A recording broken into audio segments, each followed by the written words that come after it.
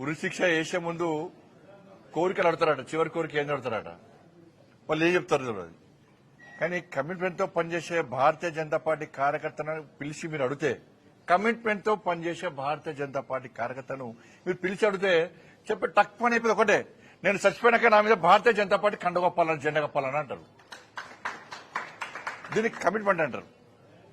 అటువంటి కమిట్మెంట్ గల కార్యకర్త మీద ఇప్పుడు నన్ను అడిపించు ఎవరు రాస్తా ఉంటారు,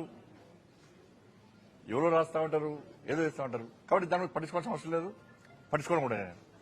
ఇటీవల పరిణామాల్లో మిమ్మల్ని మంత్రివర్గం బర్తరఫ్ చేస్తారని స్పెక్యులేషన్స్ ప్రచారం. కరెక్టే. కేసీఆర్ చేత 17 మంది ఎంపీలు ఉన్నారు.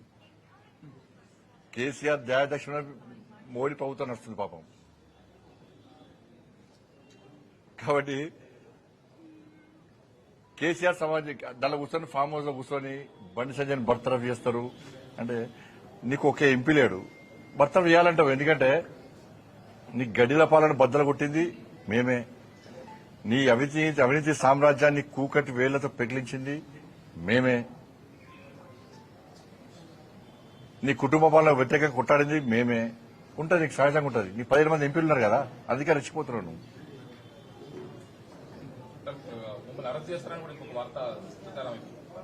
ఇప్పుడు అన్న ఈ కోర్టులో కేసు నడుస్తున్నది, కోర్టు పరిధిలో ఉన్నది. ఇప్పుడు ఒక్కరు గుర్తుంచుకోండి, కన్న కొడుకును ఒక తండ్రి పోలీసులకు స్వయంగా అప్పగించినటువంటి సందర్భం ఏదైనా ఉందా? వాళ్ళ కన్న కొడుకును నేను తీసుకుపోయి విచారణకు సహకరించాలని చెప్పి నాకు సమాచారం వచ్చిన వెంటనే నా కొడుకును అప్పచెప్పిన. అరెస్ట్ చేయాలంటారు.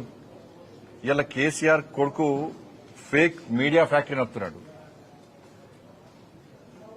ఏం జరుగుతుంది, ఏం జరగాలి, ఏం జరిపించాలనేది ఆ కుట్రలన్నీ ఆయన చేస్తున్నాడు. కాబట్టి ఆయన నడితే సమాధానం చెప్తాడు. థ్యాంక్ యూ, ధన్యవాదాలు.